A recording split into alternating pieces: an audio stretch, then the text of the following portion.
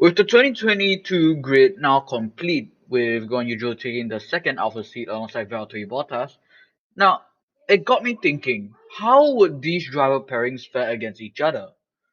Would one of them surprise the other, or is it the same old champion of the world? Lewis, I'm looking at you. Please don't kill George Russell's career.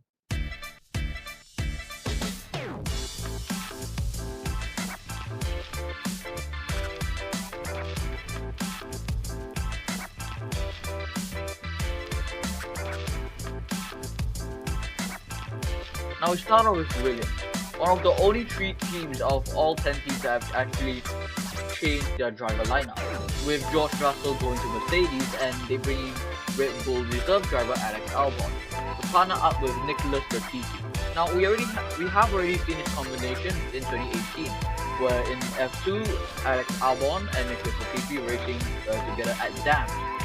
Alex Albon eventually finished third and Latifi let's not talk so much. Now, from what we have just heard, it will be easy to assume Alex Albon will actually beat Nicholas Latifi comfortably, but for some reason, I don't think so. He, I definitely believe Albon will beat Latifi, but will it be by a big margin? Latifi is improving year after year, and remember, Albon has a year off from the sport, and with the new regs as well. Which, if I'm not mistaken, he has tested Red Bull version on the simulator and stuff, but I'm not sure about the Williams.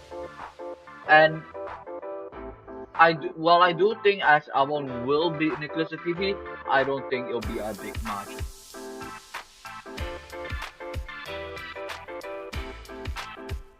Now we move on with Haas, an absolute tractor fucking joke of a team.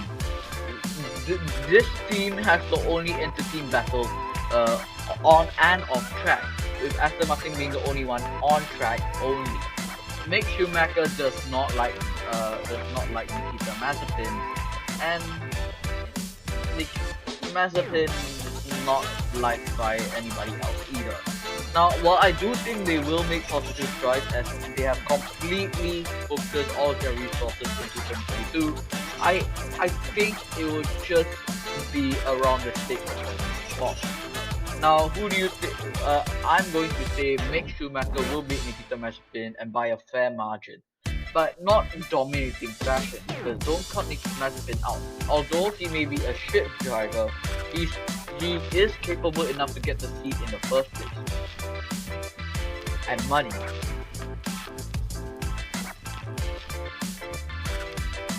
And now Alfa Romeo, the only team that has changed both of their drivers, with Kimi Räikkönen retiring. Oh my god. I'm just, Kimi, please stay. Oh dear. And Guan Yu Zhou replacing the outgoing Antonio Giovinazzi. Now when you compare Kimi and Gio, I would argue Kimi is the better driver if he chose to be a driver. If not, Gio is always going to be better. However, what does that mean between Valtteri Bottas and Guan Yu Zhou? Zhou is, well, I say he's unproven, but he is second in the F2 standings. He is above Robert Schwartzman, who I believe is an amazing talent. And although yes, 30 points behind Piastri, but Piastri's on top. Now, I will be making a separate video whether Guan Yu Zhou actually deserves the seat and why I believe how I believe Guan Yu Zhou is the best possible outcome for Alpine, Piastri, Alfa Romeo, and Zhou, all of the four major parties there. However, I think his first year will be incredibly quiet. This is Valtteri Bottas' time to shine. He has been mocked, he has been treated horrendously at Mercedes. This is his time to shine what he can actually do when he is the leader of a car. We have seen him done at Williams before he joined Mercedes. Let's see that at Alfa Romeo Factory. I'm saying Valtteri Bottas will absolutely whitewash Guan Yu Zhou. They're not career free. I do think Guan Yu Zhou will get a decent boost.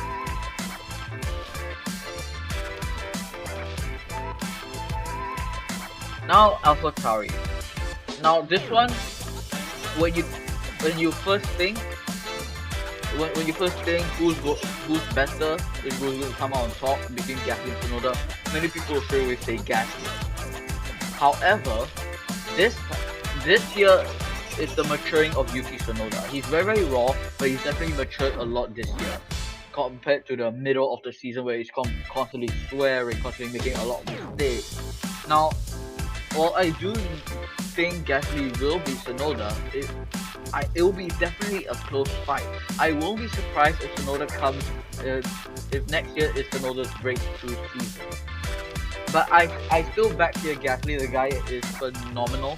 Definitely deserves to be a better car, but I think his first career, he has to stay at AlphaTauri to constantly prove that he's good. He's outperforming the levels of the car. Gasly will beat Yuki Tsunoda.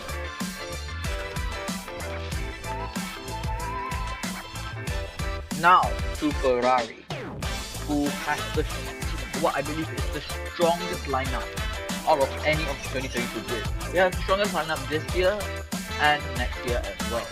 Charles Leclerc and Carlos Sainz. There is a reason why Ferrari is above McLaren by a fair margin, 30 points. It's maybe because Ferrari is so consistent. When compared to McLaren, if Daniel Ricciardo performs, which is very rare, Lando Norris is languishing behind. And most of the time, Lando Norris is above Ricciardo by a fair margin.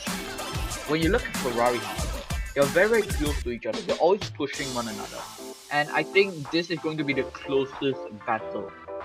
Now, right now, I believe Leclerc is above Sainz. And I think Leclerc is 3 points behind Norris. Next year, however, I think Sainz will beat Leclerc. Yes, you heard me right. I think Carlos Sainz will beat Charles Leclerc in 2022. Now, don't get me wrong. Charles will put up a great race. Like, I think this is going to be the closest. Out of any of the teams, this is going to be the closest between the drivers. But I think Carlos is going to outperform Charles next year. But who knows? It definitely Charles definitely can beat him. But so does Carlos.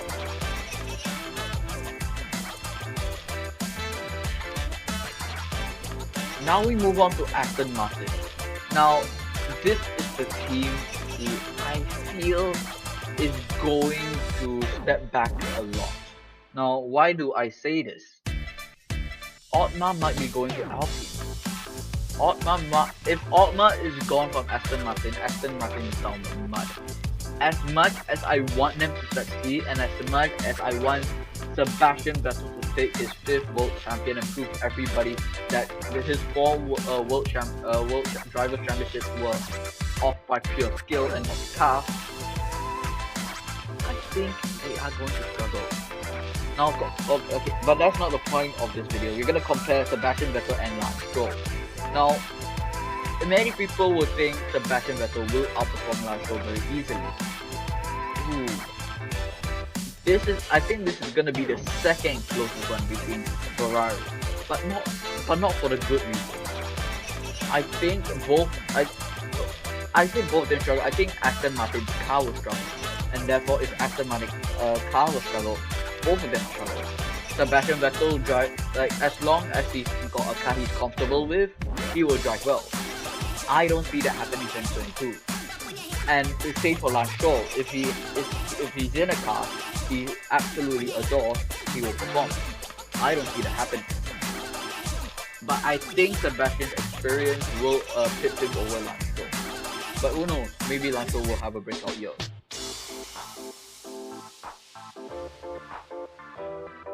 Now moving on to Alpine / Renault. I absolutely cannot. Alpine sounds weird. It's like Alpine in your face, haha. Okay, jokes aside, I believe the Alpine project is very lucrative for some people.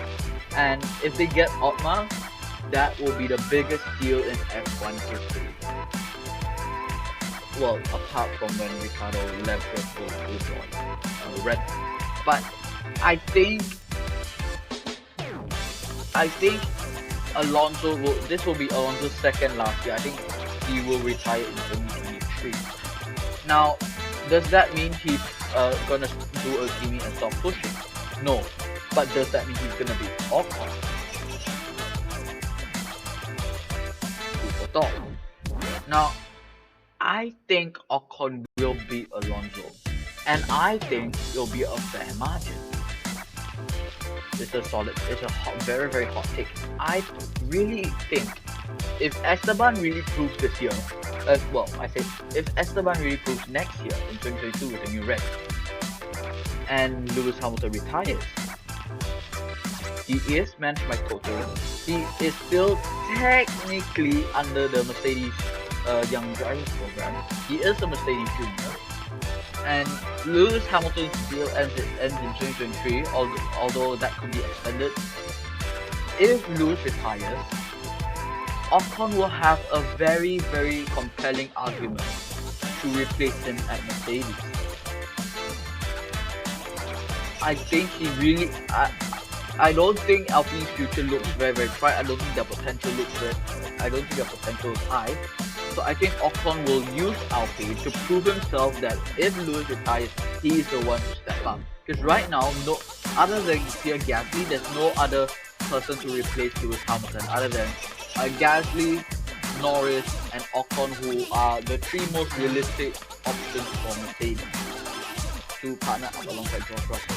And out of these three, Ocon is the only one that I feel is willing to play as Valtteri's wingman. And I think he knows this as well, and I think he's going to beat Alonso by quite a fair margin.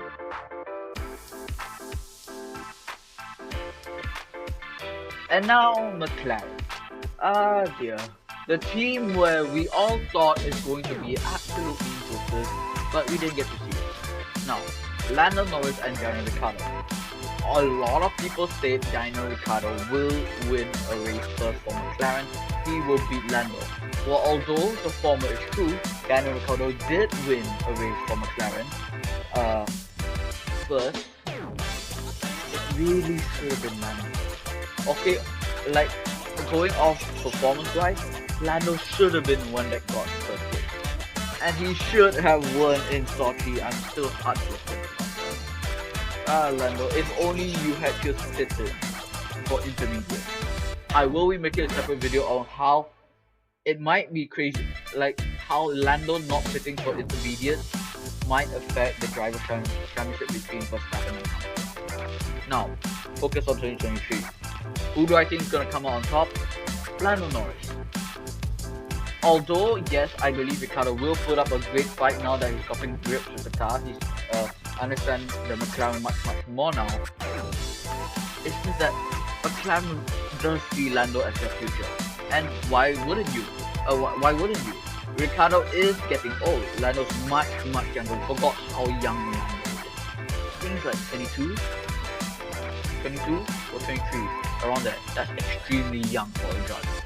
And I do think that if it's gonna be team orders, they're gonna prioritize Lando. And as much as it's like to say, because I really like Daniel, Lando will beat you. Sorry, man.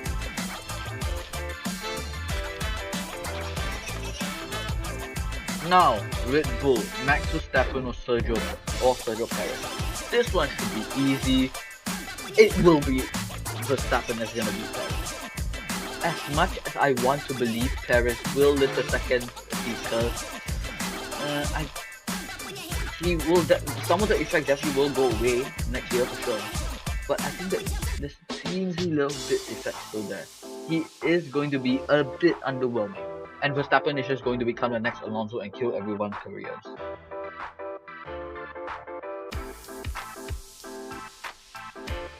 And last but not least, Mercedes. Lewis Hamilton or George Russell. Now, what do you think I think is going to come out from between Hamilton, 7-time potentially 8 world driver champion, or George Russell, who I believe is a potential future world champion in the making? I think it's George Russell. No, I'm kidding. Obviously, it's going to be Hamilton. First season for George Russell at Mercedes, he is always going to be second driver. He's always going to be always going to be a Bottas. It's his first season at Mercedes. I think he'll take things slow. I think Toto will tell him to take things slow and give Hamilton some breathing room. But if he does start pushing it, if he really tries to push Hamilton, he will finish ahead of Hamilton. But I think he will be there. So there you go. So there you go. The drivers who I believe will be their teammates in 2022, based on what I think will be, what I think can happen in 2022, based on the new regs and stuff, and also on their current form and performance. Now, obviously, this can change very quickly because it is new regs. We don't know how each drivers are feeling about the new regs yet. But I'm trying to use as much information as I have to decide who will be who in each team. Yeah, thanks for watching. I'll see you guys, and make sure